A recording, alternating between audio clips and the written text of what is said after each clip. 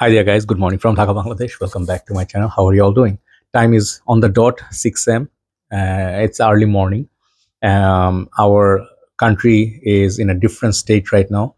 We are going through some strange times, but with a lot of happiness in the heart, I can say that Bangladesh is finally free, and it's been like 2 days now, and it's still taking time to sink in. What I mean by free, Bangladesh always was a free country, but a lot of things happened here for which we did not have freedom of speech, we did not have freedom much, financial freedom. Anyway, we didn't have a say. So I'll update you what happened. If you feel this is something you care for, you can see. And I will give you my opinion. Many people can differ from Bangladesh also, they can say differently, but this is my side of the story as a normal citizen. So who am I? I am a fragrance reviewer, content creator from Bangladesh. I do reviews mostly in English on my channel, and I don't do any other reviews. Like sometimes I do talk about watches, but very hardly. But my passion is fragrances. So this is what I do. I represent Bangladesh, Asia overall, and I try to do this for my love. So this is my line of work. But as a Bangladeshi citizen, what we went through for last 1 month was nothing less than uh, like sheer nightmare, because some of you have seen on some TV channels like, oh, there's a huge like unrest going on in Bangladesh, but they don't give you much details. They don't give you what really happened. So our Facebook, internet, everything was shut down for number of days, once for a week, then once again for 1 day. So we did lose a lot of our basic human rights, citizen rights, and in a democratic country, we were suffering from fear. We were suffering from how to say slavery. Okay, like the government, past government, they have imposed everything on us, and they sort of looted the country, like stole every single what happens in corrupted countries.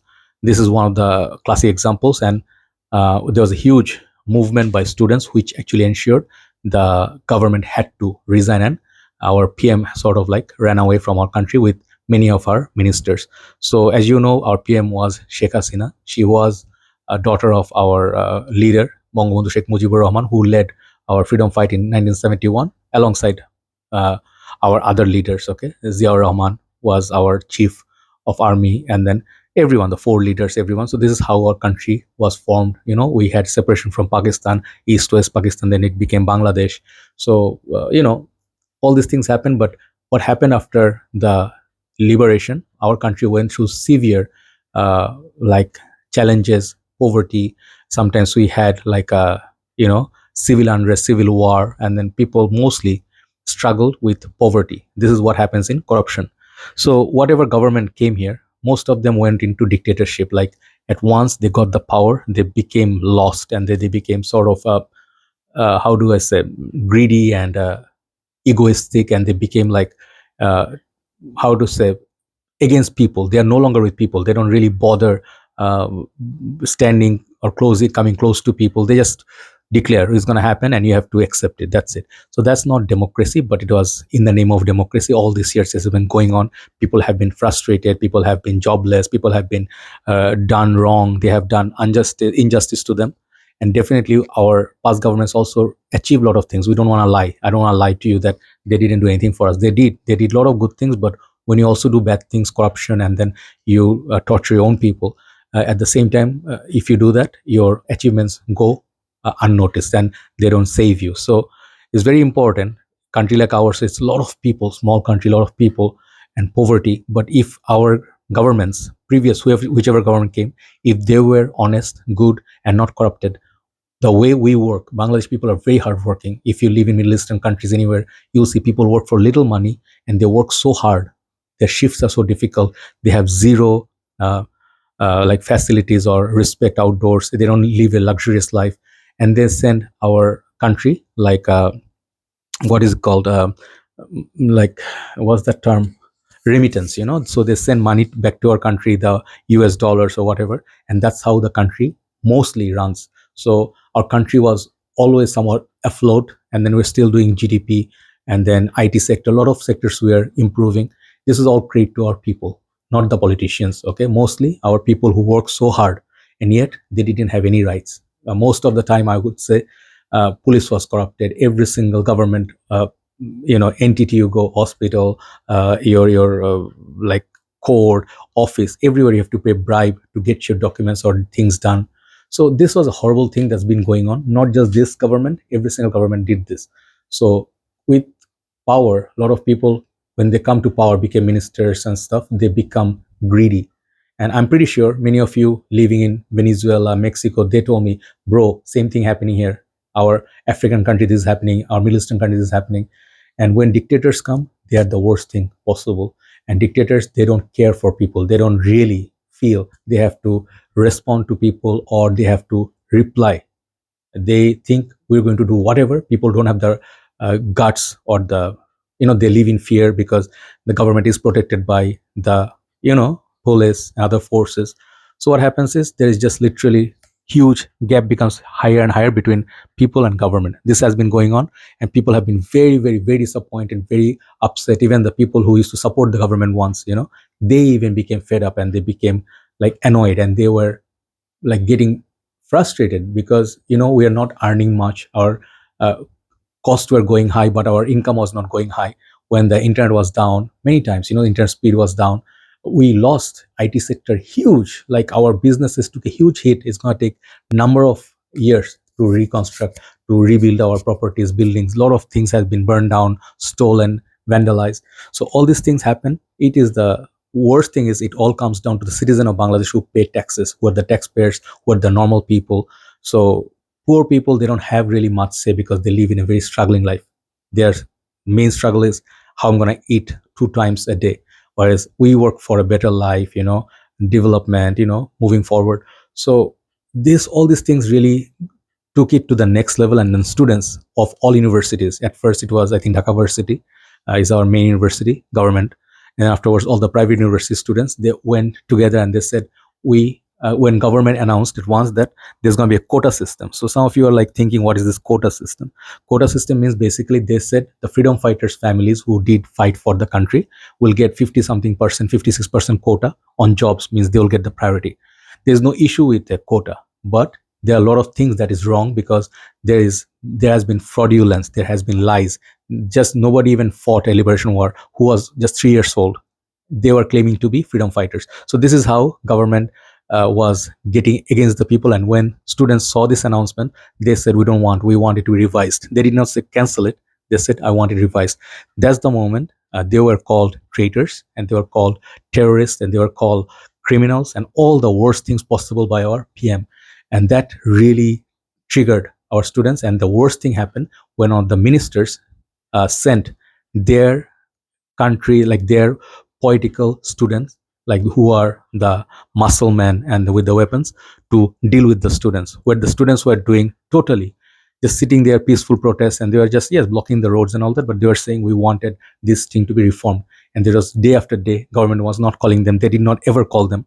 And then they tortured the students, and they started taking lives. And that's when the country went in a very dark place. Internet was shut down, everything was shut down, and they did horrible things on the streets. They were, I don't want to say this all these things, but we have seen lives lost, just saying it in a very tender term, but it was actually nothing less than of a nightmare.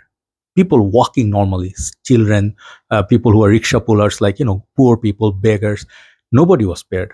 Nobody was spared. People walking, they are like, this is curfew, boom, you know no more. Many people didn't even know, like, they lost their family members. A lot of people, thousands of people killed.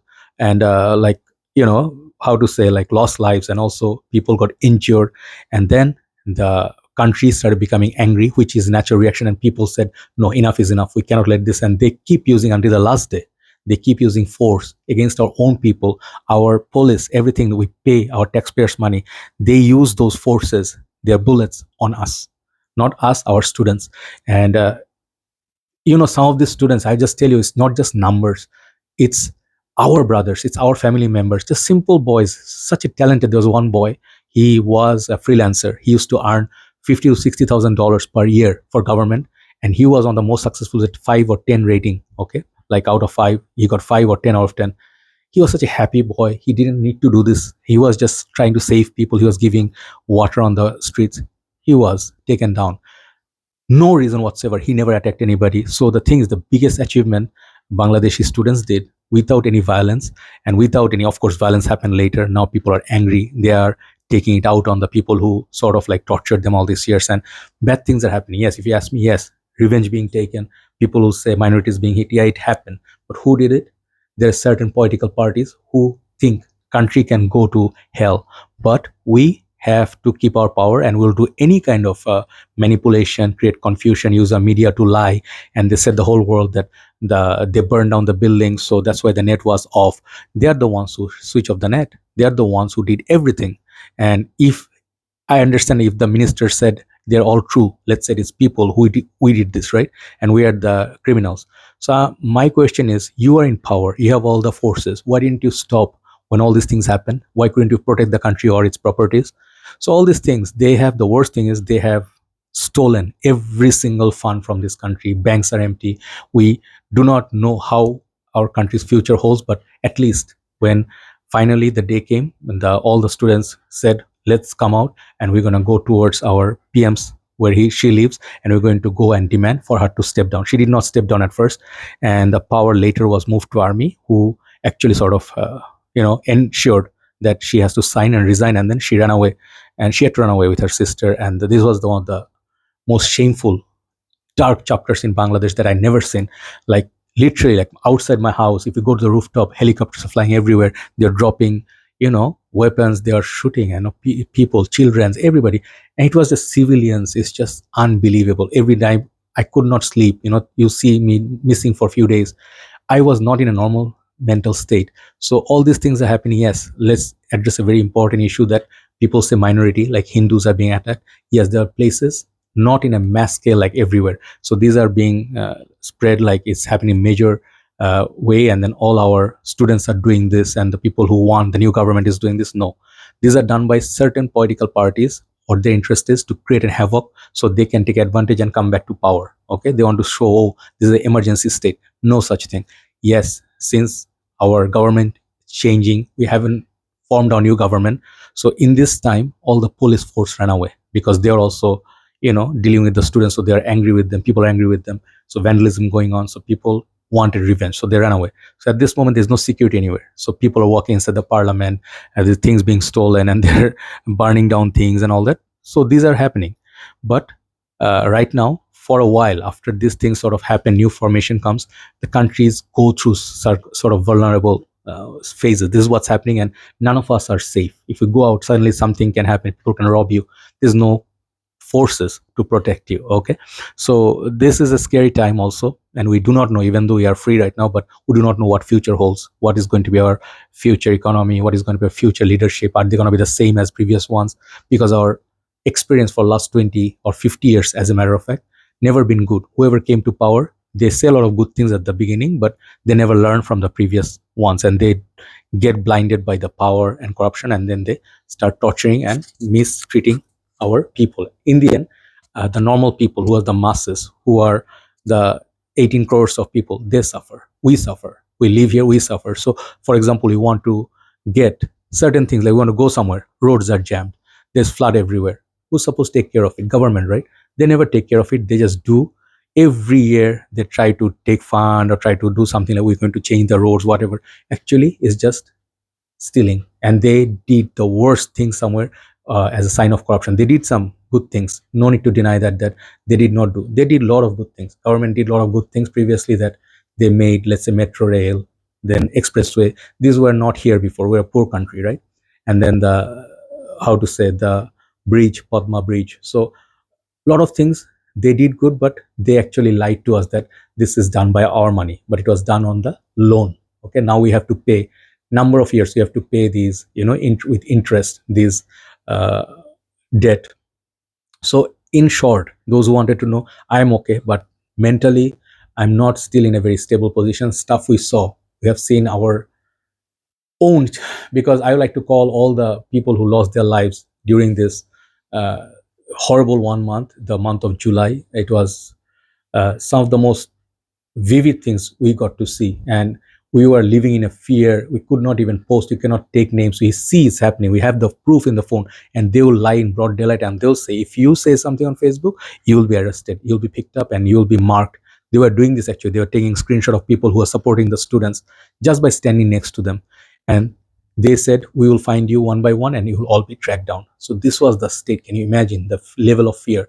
I'm not exaggerating, I'm just saying this in a very very nominal way. But our media was corrupted. Everybody took, like, media was taken by government side, the forces, and they're controlling everything, and people are being victimized, but they cannot voice out. If they voice out, that's internet being turned off.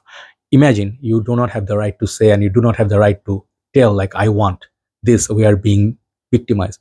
That's just the worst thing. And this, we're living in fear, so there was no freedom. Now freedom of speech is back. I hope the new government, they learn from the past dictators and the corrupted leaders. And I really pray, like, I am learning to love my country in different ways. But it's a big country, a lot of kind of people, some good, some bad, but we have a lot of things to learn, and we have to educate our people, and we have to learn how to respect others. We have to learn how to behave in international arena. We have to learn how our country's image is important to the world. If we can learn this, day by day, it will take time, but if we can achieve, if we do positive things rather than cheating our people or being corrupted ourselves, a lot of our people of us are corrupted. If we do not change that, the country will never have anything good.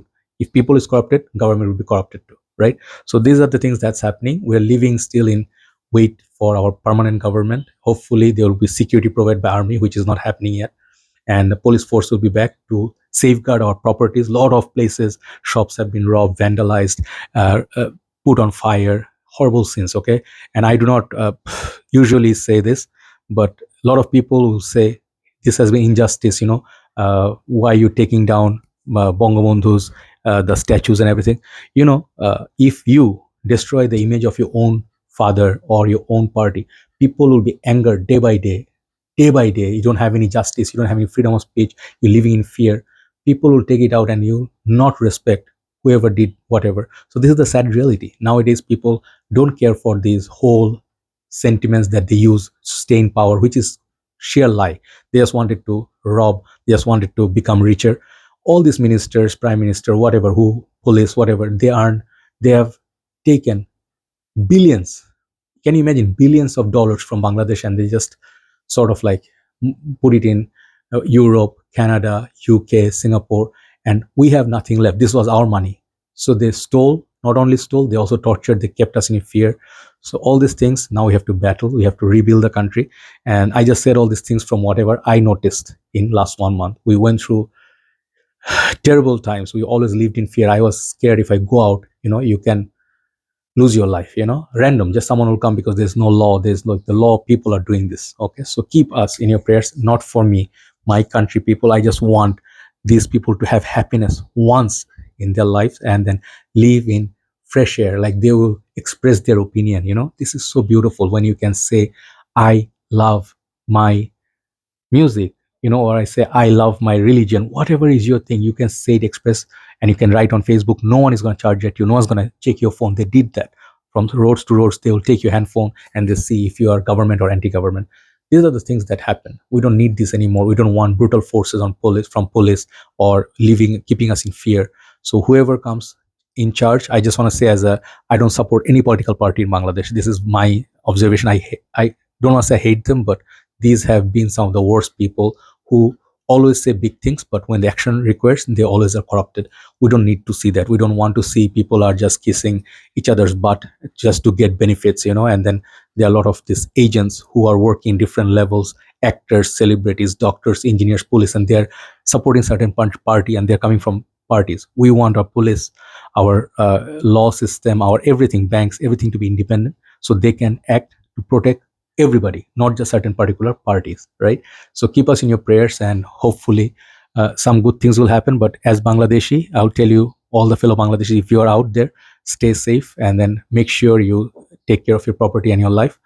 Things will change. Hopefully, we're hoping for the best. We do not know what future holds, but I pray good things happen. Okay, because this victory of students is our pride. I always supported them since the day one, and I have massive respect. What we could not achieve, these youngsters, they did it. Okay, so far these are the updates. If you have any other question, you can ask me in Facebook or in the question section. I will let you know. Have a nice day. And finally, I go to sleep without the fear of hearing sounds of bullets or helicopters or something, or fear of people losing lives on the streets. these things stopped. So I just hope the unrest stops, all the people who are doing wrong things right now, police is deployed, and then the whole country comes back into normal, like regular state, out of fear. Take care. I love you all. Bye bye.